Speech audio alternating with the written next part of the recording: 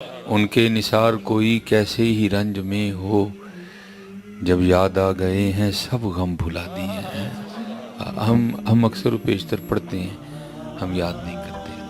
کوئی سجدے دیکھ کے پڑھ رہا ہے، کوئی کھبے دیکھ کے پڑھ رہا ہے، کوئی اوپر دیکھ کے پڑھ رہا ہے، کوئی نیچے دیکھ کے پڑھ رہا ہے۔ نہ سجدے دیکھیں، نہ کھبے دیکھیں، نہ اوپر دیکھیں، نہ نیچے دیکھیں، بس یہ دیکھیں کہ میں جن پہ پڑھ رہا ہوں وہ مجھے دیکھ رہے ہیں۔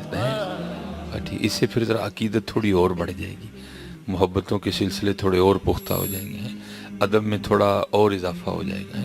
جب دیکھیں نا، میں اکثر احباب سے کہتا ہوں کہ ہمارے ایمان کی کمزوری ہے کہ آج آپ کسی بھی دکان پہ یا کسی بھی بڑے مال پہ چلے جائیں تو ہمیں یہ کہہ کے ڈرایا جاتا ہے، خبردار کیمرے کی آنکھ آپ کو دیکھ رہی ہے۔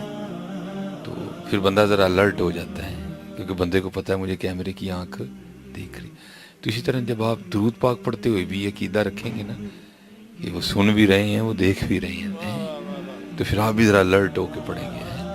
یہ تو بس پھر ہے اسی طرح بس پڑھ دیا۔ اس لیے کوشش کیا کریں کہ جو ہے نا وہ یاد کیا کریں۔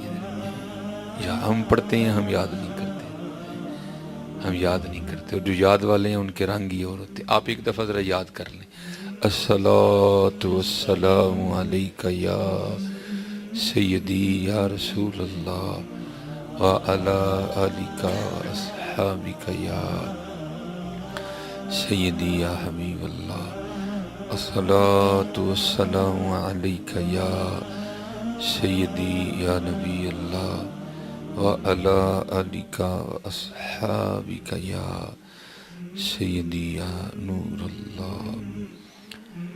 قربان جاؤں، میں اکثر احباب سے کہتا ہوں بھئی ہمیں تو آج تک نبی علیہ السلام کے غلاموں کی سمجھ نہیں آئی ہے۔ ان کے ایسے ایسے رنگ دیکھے کہ ہم آج تک دنگ بھی ہیں، حیران بھی ہیں، پریشان بھی ہیں۔